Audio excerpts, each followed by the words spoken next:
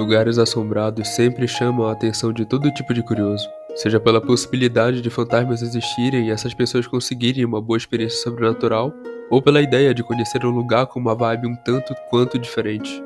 E quem sabe conhecer mais sobre a história que deve ter inspirado todos os mitos acerca do local em si.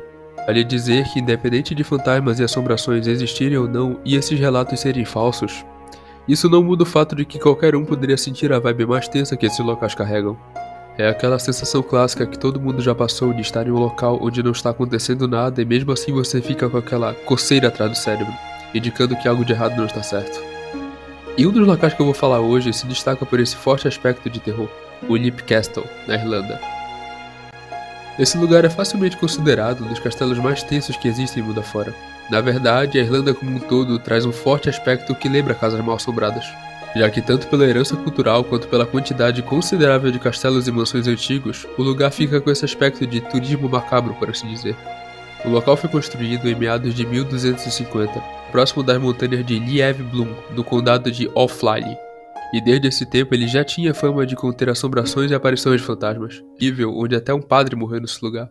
Essa fama toda de local pesado começou a ser divulgada lá para 1532, quando o príncipe Ailey, um membro da família que administrava o local, mandou de arrastar para cima o seu próprio irmão, enquanto ele rezava uma missa na capela. E então o local ficou conhecido como a Capela Sangrenta.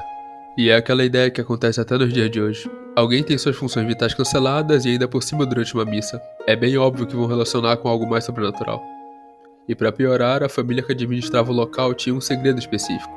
Acontece que durante o processo de limpeza do local, já nos dias de hoje, foi descoberta uma espécie de masmorra, que era um buraco ou caverna embaixo da casa. Esse lugar era usado para jogar prisioneiros ou simplesmente pessoas que a família não gostava, e depois fingir que nada aconteceu. Alguns dos esqueletos encontrados tinham até marcas de empalamento, e realmente houveram pessoas que passaram por isso, até mesmo na queda para a masmorra. E essa é só uma das várias histórias envolvendo a família que era dona do local, o que já revela um pouco do porquê essa carga pesada sobre o edifício. Mas além dessas histórias sobre a origem do castelo, ele também se destaca pelas suas assombrações, uma das mais famosas sendo o Witch. Mas não o palhaço, esse é bem diferente. O Witch em questão se trata de um elemental, uma entidade que faz oposição à ideia de um fantasma com várias características e até memória humana, apesar de que esse também tem umas características que lembram um humano no rosto. Inclusive, existe um relato de It envolvendo a romancista Mildred Darby, que era bem conhecida por gostar de artes negras e ter um forte envolvimento com o ocultismo.